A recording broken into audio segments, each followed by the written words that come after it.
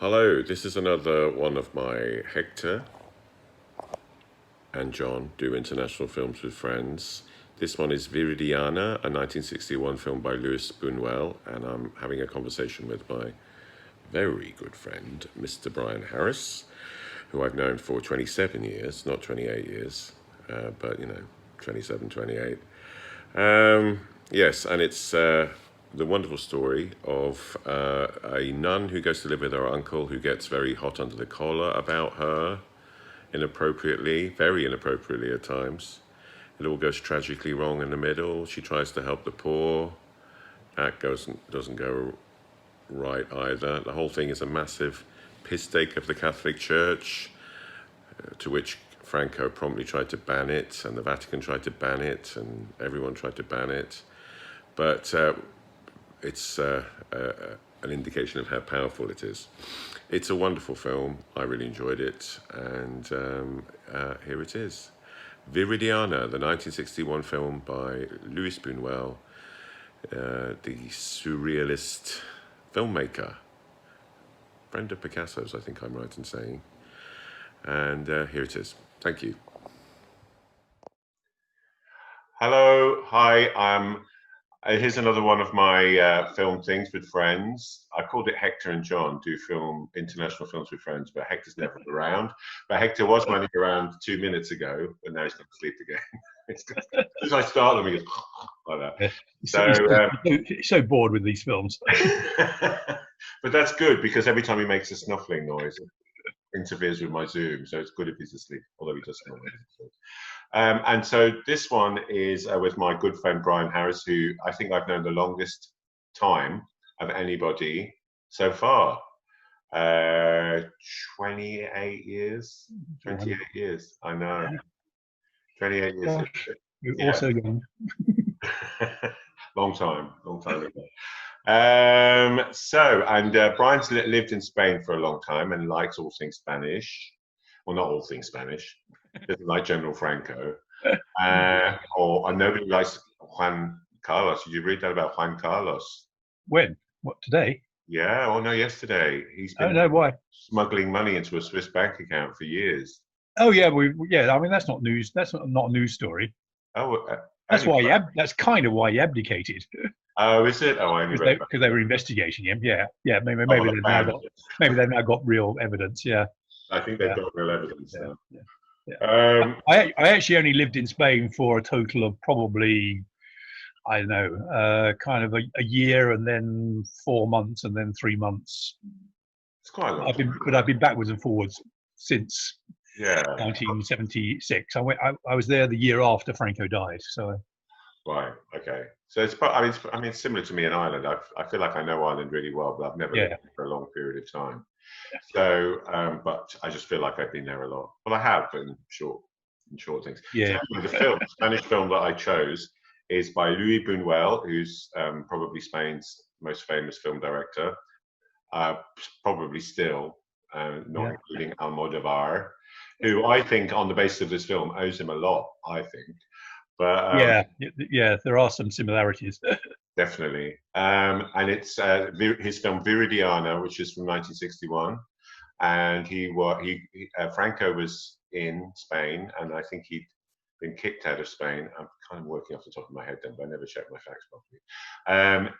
And so they nicely invited him back in, and then he made this film, and they promptly kicked him back out again. And Franco, and did I say the name of the film? Viridiana. Yeah. From 1961, and this is the second film from 1961. The Bergman was from 1961, but this is very different. Bizarrely, the screenplay was approved by the Franco's Minister of Culture. And goodness knows what they thought they were getting. Yeah, and there's some interesting things about the censorship that actually made it ruder. I don't want to jump the gun on that. Well, I will, because I might forget to mention it. But in the translations, I'm finding is a real problem. And you watched the same translation as I did.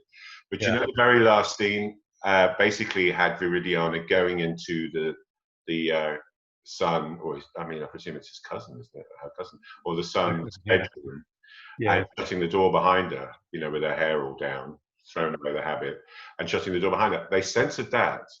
And instead, she sits down at a table with the son and the son's new mistress or girlfriend or whatever, and he says, "I knew one day we'd all shuffle the deck together."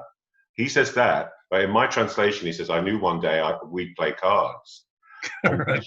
And shuffling the deck sounds more suggestive, as if they're all going to sleep together. Oh, yeah. And that's what Franco meant. He meant that, basically they're all going to sleep together. He's Buñuel meant, not Franco. Sorry, yeah. That's what Buñuel meant. And there's a translation, and that's happened a few times. Yeah. The subtleties of the translation, the subtleties of the films have not been translated into the subtitles. Yeah. And there are some phrases which, I mean, like in English, they don't actually mean literally what they say. They have a secondary meaning, as it were. Yeah. And they're translating them. The worst one was in Breathless the other week. The very last line of the film is quite famous and was translated completely badly. Right. She says something like, "What does disgusting mean?" And they changed it to "What does idiot mean?" or something. I mean, it was completely different to what she was saying. But so anyway, so Viridiana. I've got this list of, and I always say this, and I'm going to repeat myself, but you've not heard it before, so I'm going to say one of them. For all those people watching, and I'm going to say this as well. This is good. Like there's anybody who I don't know who's watching. Even the people who are in it don't watch it. No, sure. I say, "Oh, did you watch it?" "No, I did it." "Why do I need to watch it?" Yeah, seen it, done it, been there. But I tend to watch it only because I tend to think, and I must just love the sound of my voice, because I think A, I can't be asked editing it, and B, I just think, it's fine. Nobody's going to watch it anyway. So yes, Viridiana, and the first sort of category I've got down is story/plot. And this one had a lot more plot than some of the films I've been watching. So, Brian, do you think it had a strong story? Did you think it had a strong plot? Well, yeah, I was really surprised actually that there was a definite, relatively straightforward plot. And I was because I've only ever thought of him as being a kind of surrealist. I was expecting something much weirder. Although that's not to say that the plot doesn't have weird bits in it, or kind of unusual things in it. But I mean, the plot is straightforward. I mean, it's easy to follow. It's a progression of the woman. It's a little like a Catherine Cookson novel at the beginning, or I mean, Air or something like. Yeah. She goes to live in this big house with this broom. Yeah. And it's all. So I thought, oh God, it's like it's actually got a story. And I have seen some other Buñuel films, like The Exterminating Angel and The Discreet Charm of the Bourgeoisie, and their plots are a lot. That's much more what I was expecting. Kind of the weirdness, but both in terms of story and in terms of the way it was presented. But I mean, this is really quite straightforward as a story, as a plot. Yeah. I mean, but it's all. I mean, even though he tends to, because you sort of question everything he does. So even though it's got a very straightforward plot, I think he's got his tongue in his cheek all the way through it. Absolutely, yeah. And I mean, although it's a straightforward story, every bit of it has a secondary, or at least a secondary meaning. Yes, sometimes the entendres aren't so double. No, absolutely. Very yeah. And every bit of it is around the central theme of actually pulling apart the Franco regime. Totally, and he really loves a visual metaphor. I like you said, I spoke to Brian about what I was doing before, and he says, "Oh, you don't talk about the plot," but I tag a bit on the beginning where I kind of talk about the plot. Yeah, and that's when I drag Hector into the pictures. So I've spoken about the plot. I'm looking forward to seeing Hector in his nun's outfit. Yeah, I got a good shot of Hector. That Hector with one eye. Bergman film really well, because it looks like Hector was in sort of Bergman-esque. With a sort of crown of thorns on his head. But yeah, I mean, it's all about the Catholic Church, and it made me laugh quite a lot. And then towards the end, it didn't make me laugh. But it's very provocative. Provocative is the thing. He's trying to. Oh, absolutely. Get people angry. He's trying to make them laugh. Or I was talking about the metaphors. I mean, there's some really, really obvious ones that you just sort of think that's almost laughably bad, like the cat jumping on the rat. when you know, and the burning of the crown of thorns. Yeah, sure. Burning the crown of thorns.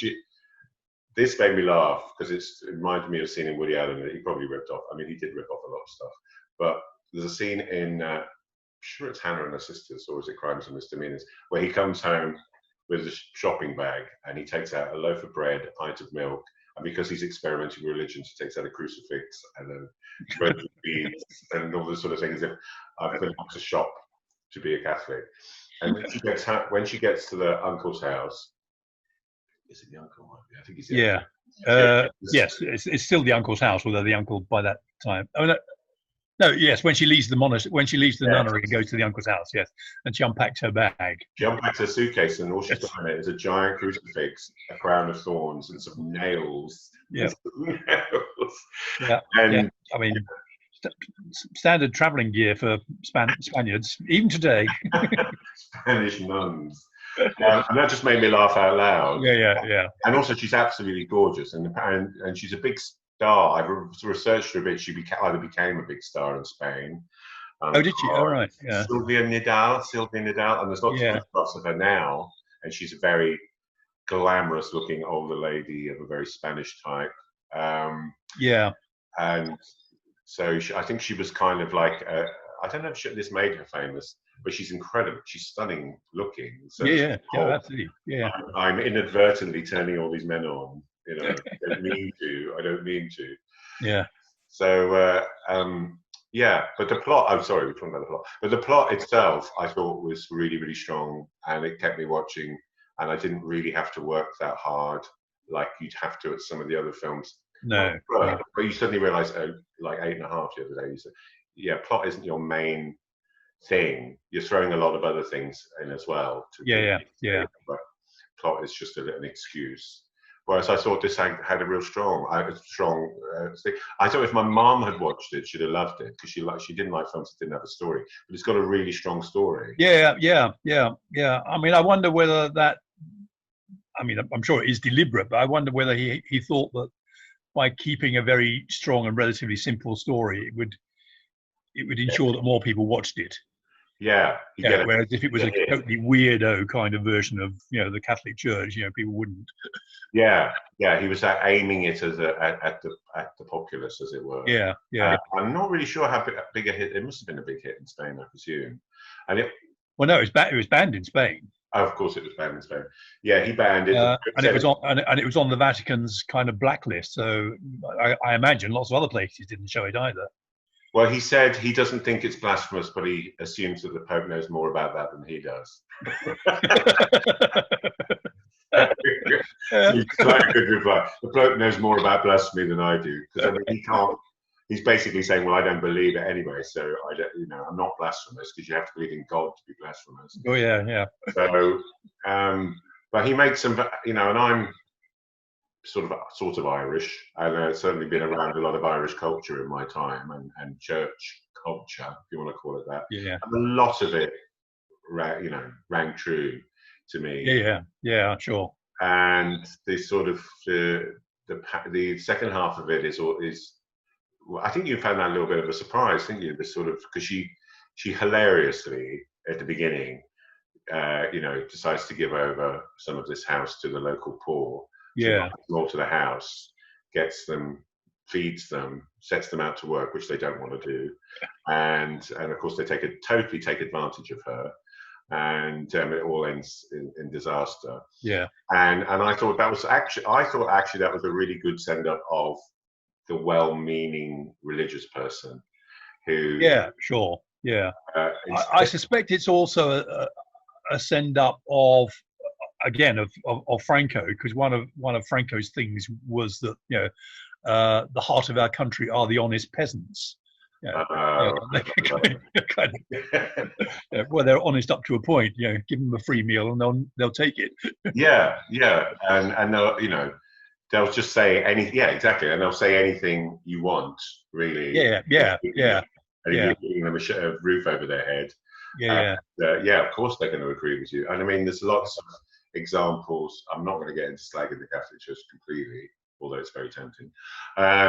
But there are a lot of good work done by missions and good people out there. But there are an awful lot of black people with Irish names, and films of black children doing Irish dancing, and at the same time they're being fed and they're being educated. Sure. So there's a sort of thing. Yeah, we'll do that. Because we've got no chance if we don't. Yeah. So how religious is that? So I actually thought it's not. Because a lot of people, I think the critics at the time said it's a really depressing view of humanity. I just think it's a realistic view of humanity. I don't think it's depressing. Yeah. I think it's more depressing the way she tries to patronize them instead of. No, sure. Yeah. I mean, initially I found that his portrayal of the kind of the beggars, and I think there are some disabled people in it as well. I can't remember now. Yeah, there's a guy who. It's kind of very it's very unsympathetic to them, in a sense. But I mean, as you say, it's much more realistic, more realist. Yeah. That's what life is like.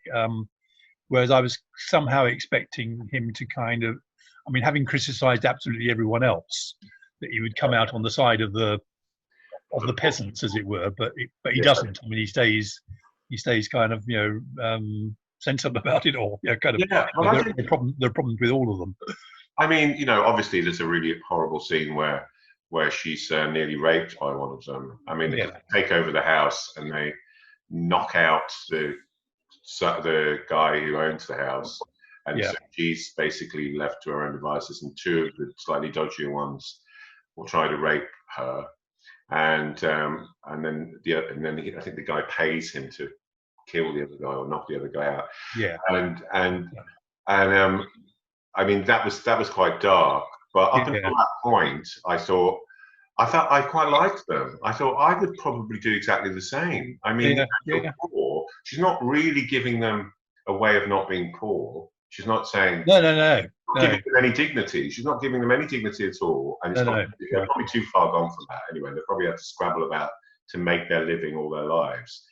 Suddenly say, "Here's some dignity. You can take it. Have it." So she's completely misunderstanding them and not really helping them. She's giving them things, and when you give people things, they'll take them, but it won't make them feel any better about themselves. No. I mean, I suspect that's also a comment on what was happening in Spain as well, because I mean, Franco set up the big national lottery in Spain was started by Franco to provide funds for the poor and the disabled and those that were injured during the Civil War and stuff. But it was very very kind of patronizing. It was kind of you sit in the street and you sell these tickets and and you get some money, but just don't bother the rest of us, kind of thing. Yeah. I suspect that's a kind of take on that as well in some ways. Yeah, and like our current attitude to the disabled people is that it's it's not as well. My theory is that we're all disabled in some way. We may not show it. We may not show it, but I mean, by that I mean that kind of everybody's probably had something that they've had to deal with to get on in life, or deal with to get on in life, and it could be like a variety of things. So it's what we get away from now is that this kind of, oh, bless their hearts, bless them, oh, God love you, no, sure. I mean, if I was disabled, I would not want that. I would be telling people to F off right, left and centre. Yeah, sure. And, just because you're in a wheelchair doesn't mean you can't run a company or... No, absolutely. And, we have a different attitude, but that's a kind of... it's a sort of, well, thank God, underneath it is always, thank God I'm not like that. I'm a bit better than you because I'm not like that. Yeah. So I think he actually, because a lot of the reviews said, oh, it's really dark and he's really horrible to the poor. But I thought, well, no, until they try to rape her, I thought, I don't blame you. Take all the food you can get. Yeah. And if she's stupid enough to leave them on their own for 3 days, then what the hell it was. But so that's the kind of plot, and then I've got to think about camera work. But it looked perfectly nice, but it didn't stick out in the way that other films camera work sticks out, like the Bergman. You can really see this is a artist who's filming it. I didn't feel that about this, really. I mean, you know. I mean, not in the kind of, not so much in the kind of cinematography, but I thought there was. I mean, I think it looks really good. Yeah. It's very. I mean, it is black and white, but it's also very black and white. Yeah. It's either brilliant sunshine or it's quite, quite dark. There's lack of light. Yeah. Which is also, I think, quite Spanish. When it's bright, and when it's dark. Yeah. But the other thing that that struck me, I mean, is the famous visual thing, which is the beggars becoming Da Vinci's Last Supper. Absolutely love that. There's a few moments like that. You could string them completely together. Brilliant. But I kept seeing other kind of visual arts references as well. I mean, I think there are those portraits by Velázquez and by Goya of dwarfs and peasants and things, and there seemed a feel of that. And the other thing that later on, when they're all when all the kind of beggars are having their party and stuff, it struck me that was kind of almost like a Bruegel. Yeah. The way it was kind of composed and the way they were dancing and stuff. I think there were some really interesting kind of visual things in it. Yeah, that were referencing other things, which because of my interest, I found and I probably spotted the Last Supper thing, of course, which is I mean that's I mean that's a famous piece. Yeah, but it worked so brilliantly at that point. Yeah. No, it is great. It's outrageous, and that probably wasn't in the screenplay as well. Probably didn't write. No, I'm this sure. Point, I'm going to send up the Last Supper. No, I'm sure. We had that idea, maybe with the set designer or the cinematographer or whatever, or maybe that came after the script. I don't know. Maybe it is in the script. I'm guessing. I don't know. But, I mean, it may just have said that they sat down to dinner. Yeah. And he probably thought, "Oh God, wouldn't it be brilliant if?" Yeah. I imagine he had that idea from the beginning. I don't know, but I think he's definitely got. Well, I tell you what, you can really spot about him, because you can really tell he came from silent film, and I really like directors who, a lot of directors now go back to that. A lot of directors, they talk about something being cinematic and filming plays, and they say if you just film the play, it's not cinematic. So a lot of directors now, they try and cut the script down and they try and tell the story visually. I don't like it when they do it too much, because I think, well, now you're just pretending sound had not been invented. Yes. But you can see that he tells the story by what you can see rather than a lot of the time, and he's directing your eye. I mean, the first thing that made me go, oh my God, is this really 1961? Is when she milks the cow. I just, she doesn't milk the cow, or she tries to make. Is it a farm guy who tries to make her milk the cow? The guy who's milking the cow asks her to have a go or something. Yeah, he does. Yeah, absolutely. Yeah. The way she's holding the teeth, so phallic, and it's lying on her hand, and she's like, oh, like that. And I just thought that was hilarious. I thought it was really hilarious, and a lot more obvious than I thought it would be. Yeah. You might see it from far away and go, oh yeah, I kind of get this, but you don't get a big close up of her hand on it, trying to go like this. And, I mean, it's not always that subtle. But I mean, I think that's fine. Yeah, I mean, he's going for it. Yeah. So. Well, the man made a film of a woman having her eye cut open, like sure. within 10 years of film actually being invented or something, or mainstream films being invented. You could almost watch it without reading the subtitles. Yeah, and still get most of it. Yeah, I could pick. I couldn't remember many lines apart from that last one. And I only remember that because of the translation. But I pick images like the uncle trying the high heels on. I mean, that's so modern and so Almodovar. Oh, absolutely. Yeah. No, completely. The uncle's a bit kinky. I mean, all that kinky stuff. And I wonder whether Hitchcock had seen that with when he made Vertigo. I wonder if Hitchcock knew the film because she's blonde. She looks like a Hitchcock blonde. Right, yeah, sure. And he loved these blonde ladies who were very innocent, who meant about. And the famous one being Vertigo, where Kim Novak reminds him of his ex-wife, and he gets to dress like her and gets all fetishistic about it. And I just thought when she walks in and he's trying his wife's shoes on, gets into dress in the wedding dress and all that sort of thing. Yeah. Kinky. It is. Yeah. But I mean, again, almost everything in it has a kind of a comment on Franco Spain. Again, the family is the ultimate unit. It's pure and it's and it's lovely, and and the whole idea that your uncle wants to sleep with you, it just kind of cuts through all of that. And all these upstanding members of the Spanish fascists community are all absolutely as kinky as anybody in oh sure, yes. And this guy, very pious. I mean, I love the choice of music as well, obviously, but instead of choosing something very Catholic, he chooses the most Protestant music.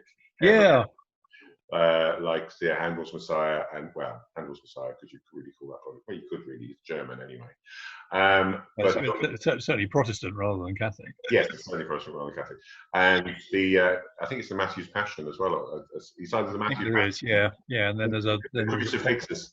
The Crucifixus from the Mass. No, the Mass in B minor.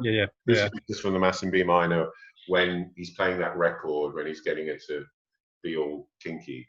And so and I think it shows him as being incredibly repressed to that organ playing, that sort of thing. Yeah. And he's fighting all these urges and everything. But I just thought that was really funny. I don't know when I'm looking through it from modern eyes, but I just thought that was so. He's having a ball with all that. Yeah. Sure. Man stuff. And then, I'm sort of going back to the plot now. We're supposed to be talking about the camera work, but I mean, briefly talking about the camera work. It's beautifully shot. I mean, it looks great. But it does. I mean, as you kind of suggested. I mean, it also looks quite old-fashioned, even for like a Hollywood film. I mean, like a 1930s film. Rather than a 1960s film. Yeah, it does. Yeah. In fact, I thought it was earlier. I mean, I checked it was 61 and I thought it was 50s because the hair looks quite 50s. And the music that he plays on the turntable, the pop music at the end. The younger guy takes over. Sounds like something from Rock Around the Clock or something like. Which I suppose they were still playing in 1961. I don't know. But especially in that part of Spain, maybe they were. Yeah, sure. What was I going to say? But I didn't feel like it was a major part. Like when we spoke about the camera work on Breathless, the Godard film, he invented, accidentally or incompetently, so many things that are used in films, like jump cuts. They're driving along in the car and then it cuts and then it cuts and all this sort of thing, which you see in films a lot now. But that was the first time. It was almost like I can't be bothered to edit this, just string it together. And this shaky camera, all this sort of thing. And people talking to the camera. There were so many things that you'd never seen before, but there's nothing camera work wise in this film. This is very from 1940s. I mean, it's very, very straightforward again in that sense. I mean, presumably that was deliberate, but it was all. I mean, it was actually shot in Spain, wasn't it? Yeah. I think he'd gone to Mexico or something, or he was in exile in Mexico, I think, and as soon as he finished this, he went back straight away. And I think his previous film he'd made in Mexico. This was his first film in Spain. All time, I think. He sort of guaranteed that he'd never go back. Well, I mean, I think early 60s. I mean, Franco was trying to get some international respectability. I think. He invited Picasso back, who refused to go, and things like that. So, he probably thought he had to do it because they were all friends, because they all hung out in France together. Sure. Picasso. God, you can name a few others. I can't think of any off the top of my head. But I mean, being in France, Paris at that time, excuse me, must be. Don't worry, it's not. I haven't got the allergy. Hector, put your mask on, Hector. You know, that must have been an amazing place to be. Oh God, yeah, absolutely. At that time, and all. Yeah. And he, you know, he went into filmmaking the way Picasso went into painting, and you know, he's in a lot of his earlier films as well because they had no actors. So you see, he's quite good looking when he was younger, I thought. Uh-huh. So yeah, he's a real artist. This guy is an artist. He's oh sure. Medium of film. He's not a filmmaker per se. He's one of the very first famous filmmakers. You know, there were them before. You know, who was considered an artist. Yeah. And it's weird because this film is probably the least arty film I've seen because his message is in the subject of the film and the message, you know, the metaphors and the symbols rather than in some sort of abstract artistic thing. Do you know what I mean? Like no. I mean, they were all there for a political reason. Yeah, he was definitely making a point, and he knew. He knew what was going to happen. I'm not worried about any fights he had with the censors, or did the censors turn up? And maybe that's why he made it look like such a mainstream film. Because you just turned up for the day, you would think, "Oh, what a lovely story about a nun." It's the nun story. Nun, big houses, romance. We like that. But he totally subverts it all completely. Yeah. I mean, I can't imagine. I can't remember whether I actually read that it wasn't shown. I mean, it was certainly thoroughly disapproved of by the Spanish. I don't think they allowed it to be seen. It was seen abroad because it won. Yeah. It won the Cannes. It won the Cannes. Loved it. Yeah. But it got quite bad reviews in America. But then you kind of think this is just America just coming out of the '60s. You know, they hadn't had, you know, the liberation of the '60s yet, so they were probably quite po-faced about it. Yeah. Slightly, very cynical message about the church. Yeah. But I don't. It's certainly the Pope. Yeah, we spoke about the Vatican and Franco all ganged up on it basically. Yeah. On them. Yeah. But although, I mean, in a strange way, although it is, 100% Spanish. I mean, absolutely everything about it is Spanish. Its message about religion and the Catholic Church in particular is pretty universal. I wonder how it would play in Ireland. Certainly, the island I knew as a kid. I can't imagine, unless they kind of put it on without realizing what it was about. I can't believe that they would have shown that because it's very anti-Catholic message. Yeah. But I would have thought that the fact that it was on the Vatican's list meant that they wouldn't have shown it. Ireland, Poland, and all those places, wouldn't have touched the barge pole. I wonder if it might not still be shown. I don't know. I don't think they run the show like they used to, but I bet they certainly try and stick their oar in occasionally. Yeah. I mean, that's amazing for a film to do that, though, isn't it? To cause such controversy. Oh, absolutely. Yeah. Oh, yeah, completely. Yeah.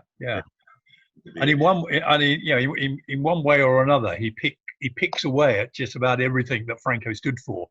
Kind of family life, the Catholic Church, the poor, the kind of the dignity of the peasants. All of those kind of Franco symbols were all kind of picked apart. And the weird kinkiness of it all. But they just become obsessed with sex. They're just obsessed with it. You know what I mean? Like they don't realize that once you sort of, it's not that big a deal that you're making of it. Do you know what I mean? It's like where did all this kind of blood and thunder and everything come from? You're making such a thing of it, and it's a little bit like the gay thing, isn't it? It's kind of like you have to come out the other side of it to realize actually it's not that big a deal. It's a big deal when you feel like it's such a sin and it's so awful and oh my god. And then you kind of think, it really isn't. Why are you getting so hot under the collar? I mean, why not sort of why don't just persuade her to leave the convent and just just marry her? Yeah. My shoes on and everything like that. It's all a little kinky. But yeah, there's a lot of sort of, oh, I can't do this and I can't do that and I can't do the other, and Yeah. that's Yeah. So, well, sex is what you do, 3 times a year within marriage to produce more children. I mean, yeah. that's it. Yeah. And if you feel really like having sex, you go and play some Bach on the organ, and then you get very loudly, very loudly. And you get rid of your frustrations by going to a bullfight. Yeah, exactly. It comes out in other ways. Yeah. Yes, or you dress up in silly clothes and parade through the streets on religious holidays. And the kind of the hysteria and everything like that. I mean, because I'm watching that thing, and I know you're watching it as well, about the Equal Rights Amendment in America. Yeah. And it reminds me of the women who are fighting it, who are, it's slightly hysterical, and it's almost like they feel deep down that they know that they're wrong, but it becomes this like obsession that gets, oh God, I don't know. It's a little bit hysterical. Yeah. But I think he's deliberately choosing that. I mean, I can imagine, all sorts of those, those Franco leaders were kind of, officially, kind of, whiter than white, but we're up to all sorts of kind of nonsense. The fact that they all insisted on wearing uniforms for the rest of their lives, kind of, long after they would have left the army. Yeah. Well, it's just that kind of pomposity, isn't it? Yeah. And I'd be interesting I don't know why I didn't actually suggest this, but because I mean, you should have your chat on your own, of course. But we both have a mutual friend, more of a friend of yours, and Jose, who I wonder, has Jose seen this film? Jose lives in. Oh God, yeah. Madrid. Yeah, I've got a very, very faint memory of watching it with him, but like years and years and years ago, 1979 or something. I mean, as I've said to you on lots of occasions, I have a kind of visual memory, and there were images within the film I definitely recognised, and not just the Last Supper one, but other bits of it as well. Yeah. So I think I have seen it with him, but I haven't recently asked him his views of it. I mean, he watches cinema of, on a kind of epic scale. I mean, he can't imagine anyone doing that. You're an absolute beginner compared with him. I mean, he can discuss, the cinema of Iran in the 1970s, I mean, he sees films. I mean, they show films in Spain that these days, we never even hear of here. I mean, in terms of international film cinema, they're kind of miles and miles and miles ahead of us. Yeah, I tell you, Amazon Prime is pretty good. I mean, they don't advertise them, but they've got a lot of international films on there. Yeah. And I mean, after I did Breathless with Andrew Humphrey, he was saying that he's watching a lot of Korean films.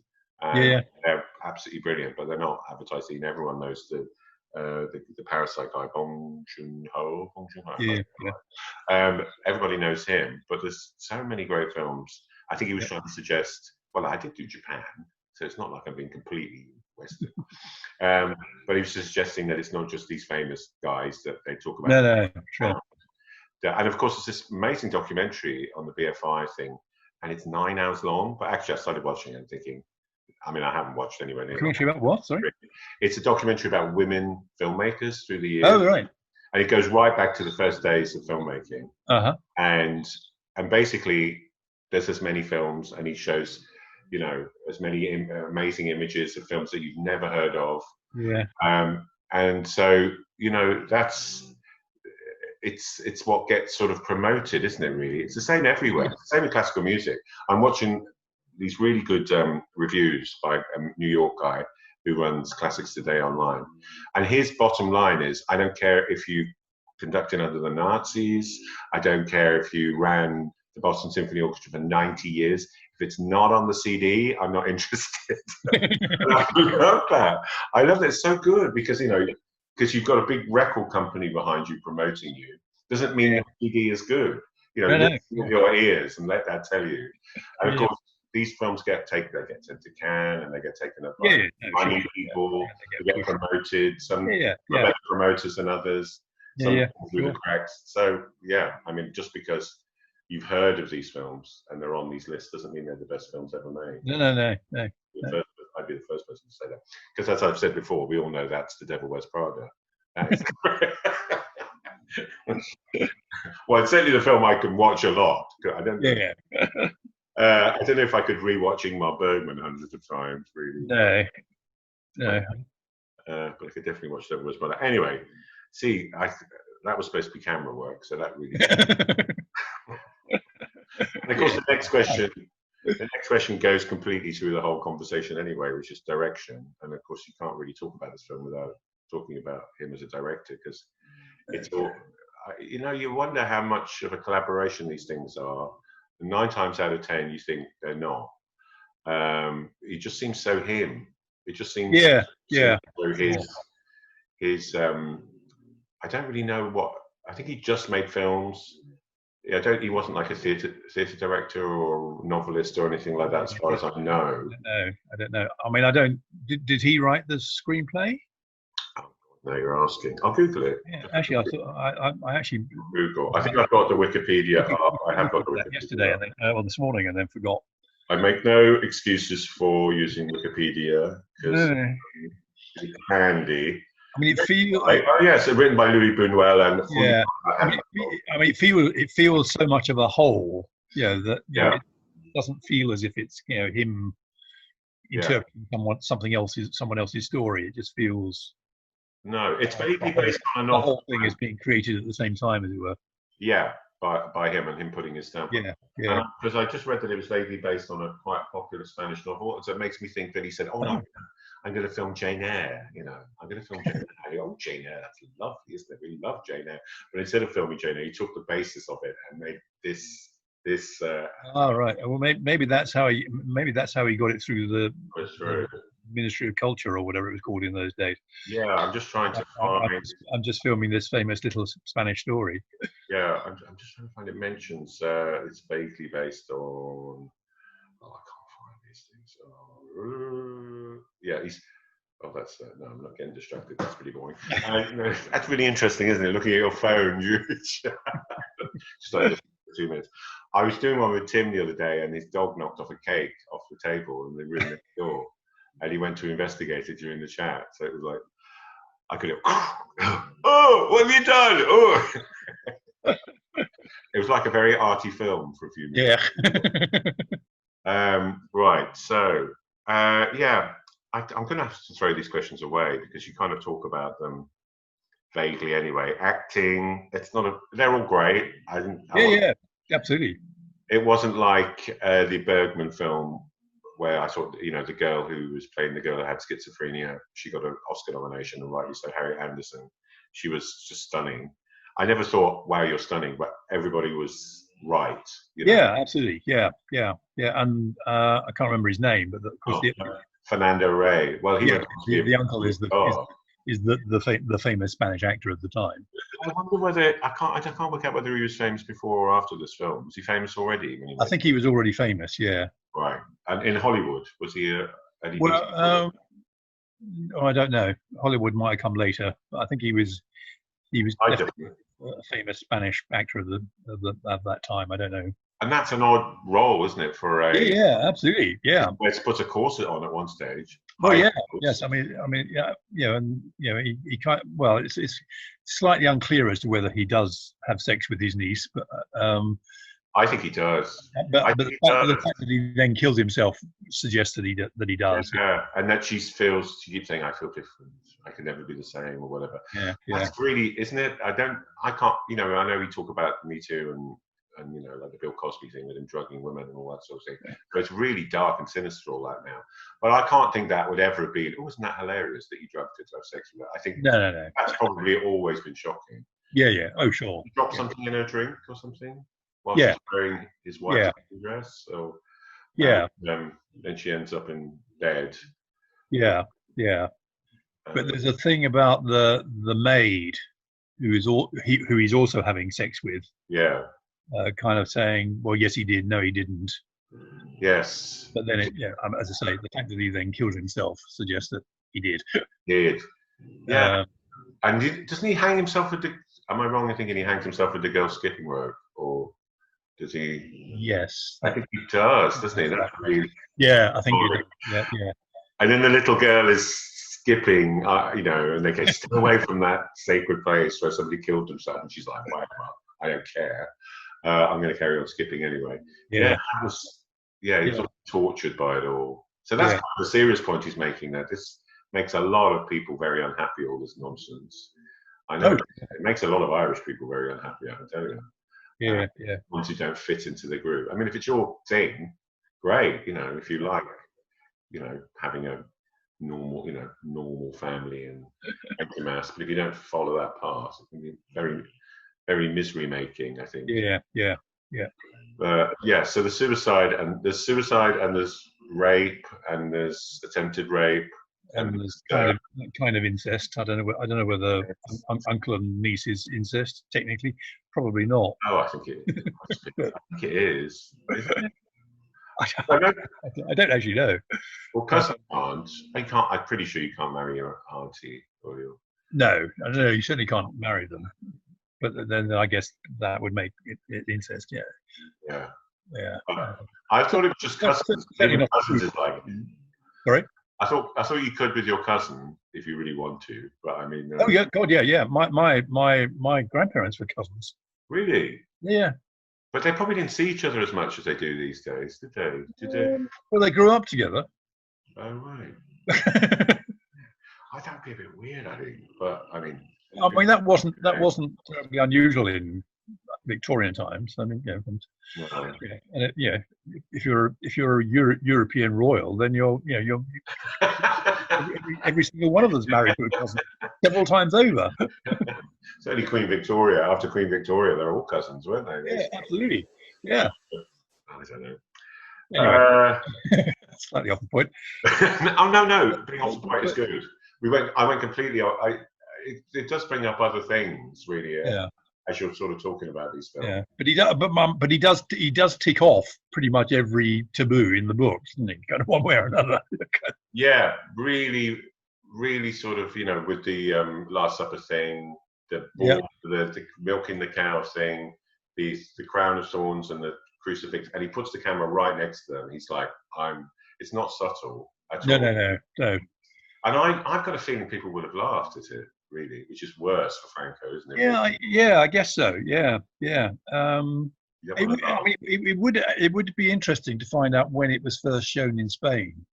Yeah, because he must have been disappointed that it wasn't shown to the people that he was directing it at, as it were, initially. Reception. Today's Viridiana is regarded by many critics as a masterpiece.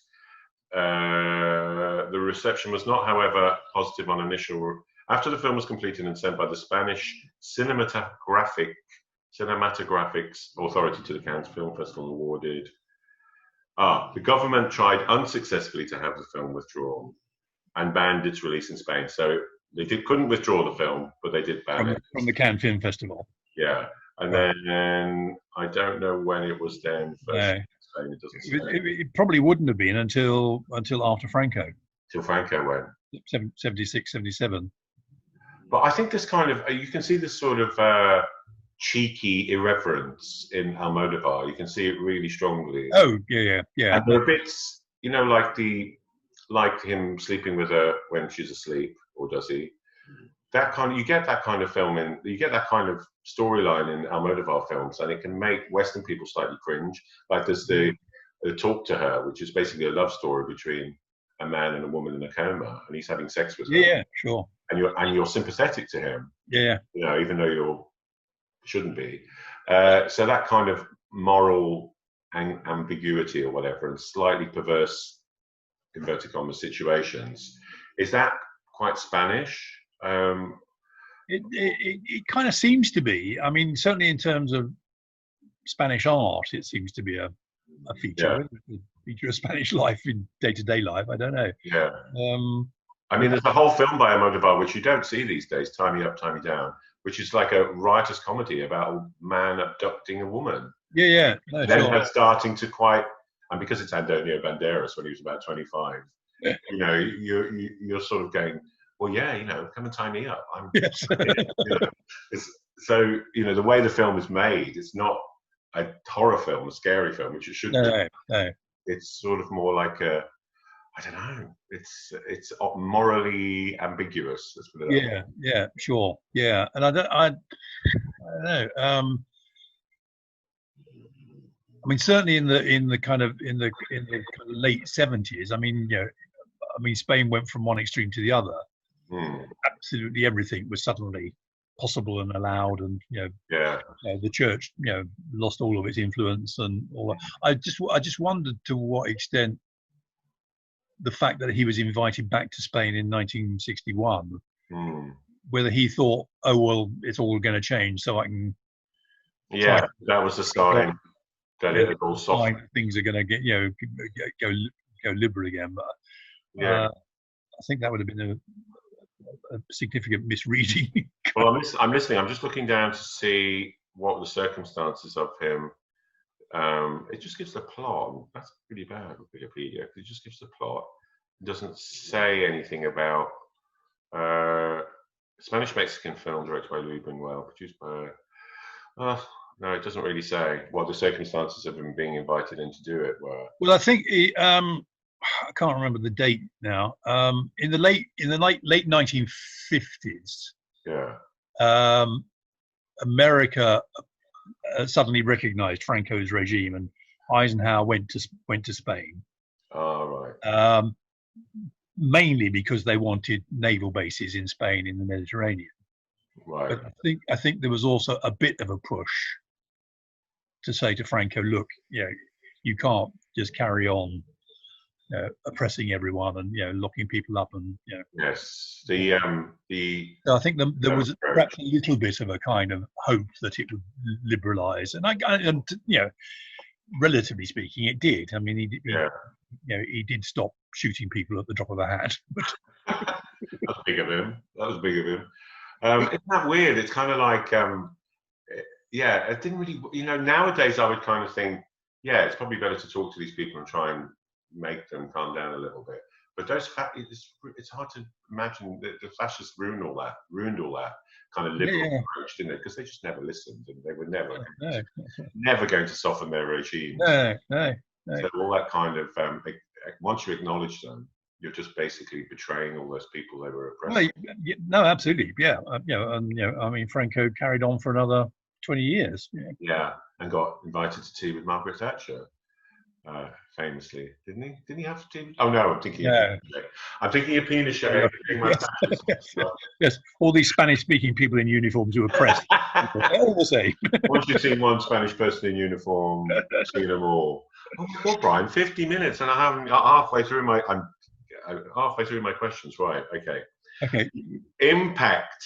No, there's two more to go, actually. The impact of this film, I would say, is pretty strong. The impact on me was quite strong. Oh God, yeah, no, absolutely. I thought it was a lot more entertaining than I thought it was going to be. Yeah, no, it's entertaining, but its impact is still there. I mean, you know.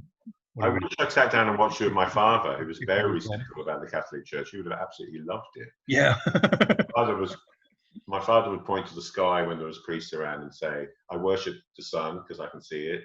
You know, show me God. I can't see him." You know, he would have loved it totally. Yeah, sure. Yeah. And I mean, you can imagine, or at least you could imagine that film being shown today in somewhere like Poland. Yeah. Where it would still be, you know, totally relevant. Where they've just elected another right-wing loony. Yeah. And who's handing over education to the Catholic Church, all that. It's. But religion means something else to them. I mean, that's why religion means something else to people. It's kind of hard for. It sounds really patronising. It's kind of hard for British people to understand. But I do think it's hard to understand the importance of religion in some countries, because it has had its past of its religious wars and come to some sort of impasse. Certainly in England, with various religions. Whereas Ireland got very, very Catholic after, it became in 1922. Yeah. I think Bob Geldof called it a coup by the Catholic Church, a political coup by the Catholic Church. Yeah. I mean, the revolution was fought mainly a lot by women who were basically sent straight back home to have loads of children. And in Poland as well, church represented overthrowing the communists. Well, no, sure. Yeah. No, They linked absolutely. it up to that. Yeah. It's the opposite thing in Spain. The church represents the oppression. Yeah, no, absolutely. Yeah. As I mean, opposed to the liberation. Franco would not have survived, more than a couple of years without the support of the Catholic Church. Yeah, exactly. So and he was honoured by almost every pope that came along. The Catholic Church ran everything in education, from nurseries through to universities. It was written into the Constitution. They were the one and only true church. All of that. Yeah, I don't think. Well, it certainly was that bad in Ireland when my dad was a child. Yeah, I'm sure. I've seen it slowly edge away, because I was going there from the 70s on holidays when we could finally afford to go on holiday.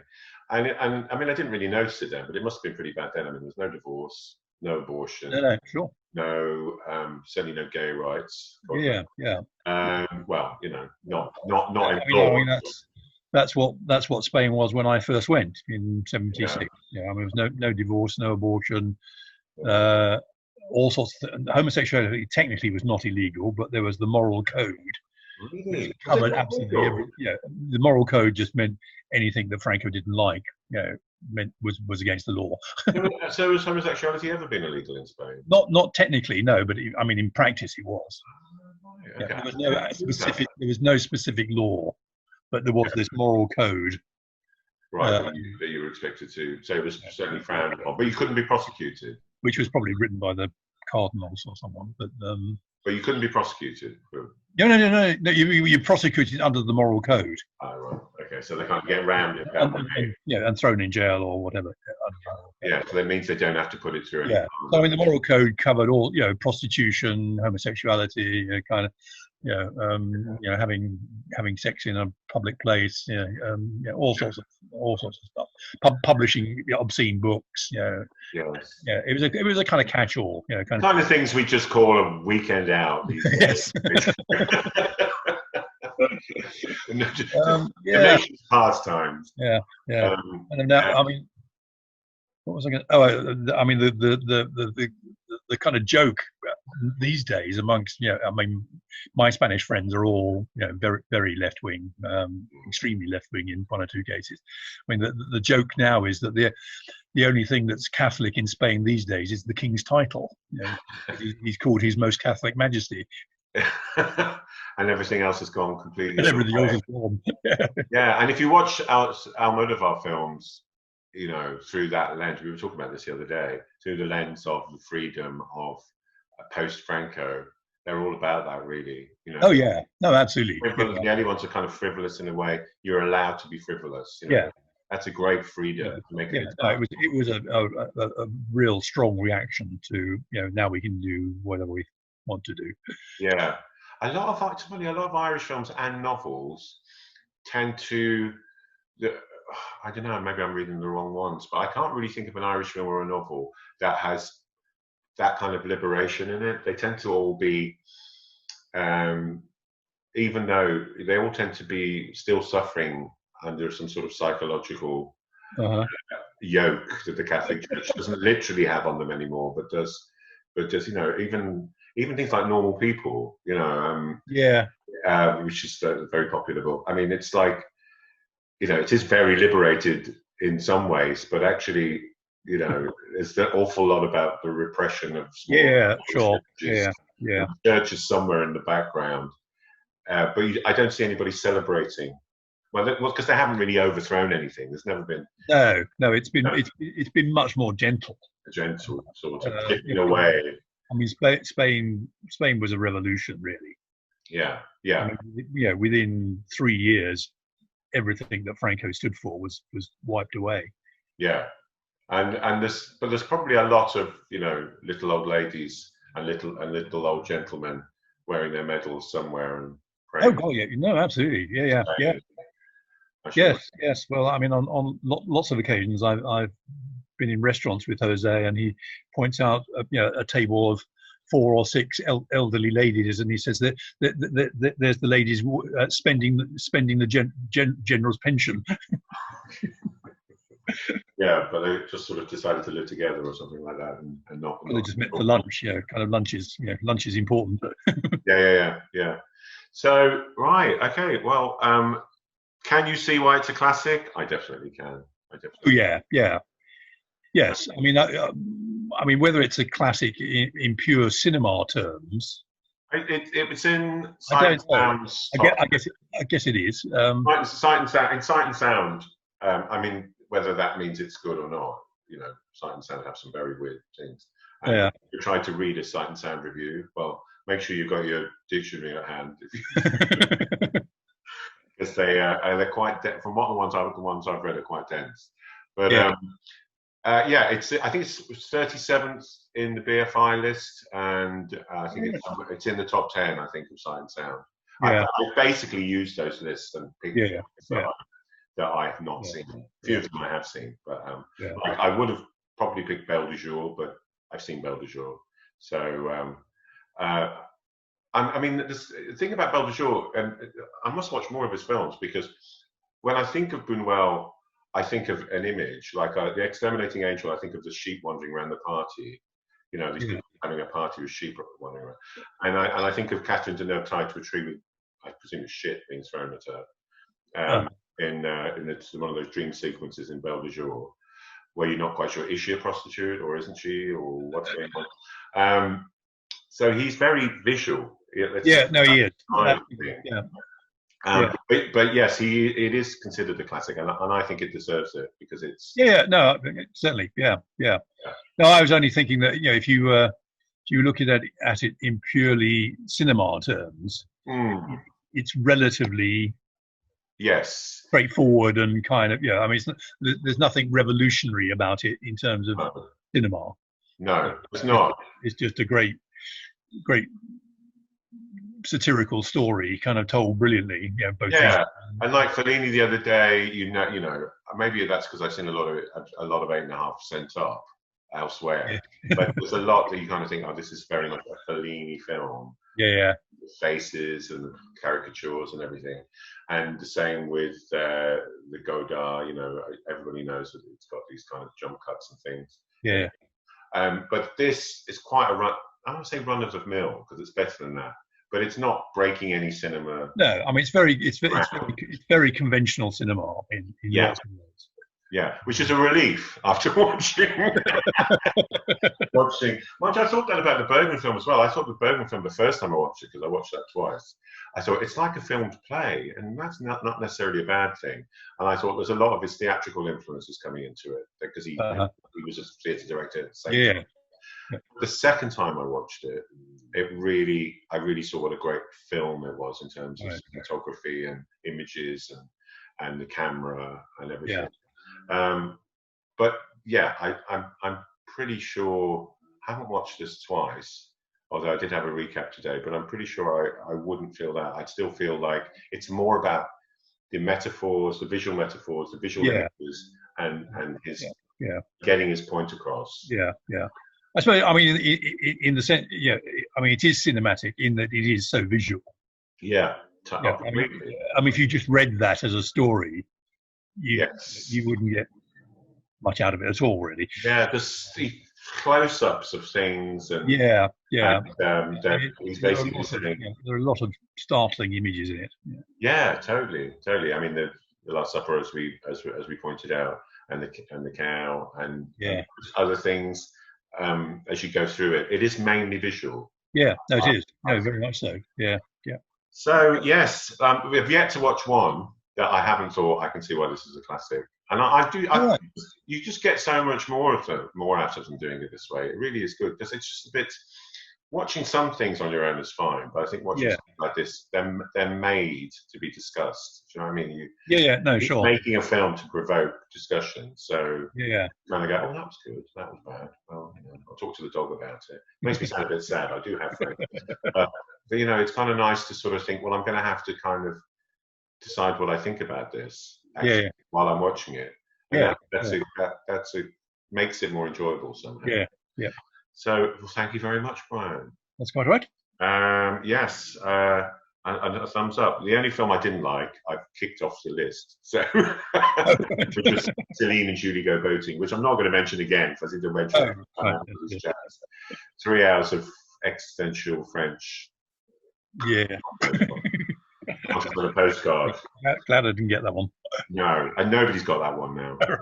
And the next one is David, and it's Rashomon, but I'm not going to do that till next week, so I hope he doesn't forget about it, because he watched it far quicker than I thought he would. Oh, really? Oh, right. Yeah, he's watched it already. So. Oh, right. I suspect he just watched it while he remembered. Yes, yeah. He kind of got sidetracked into something else.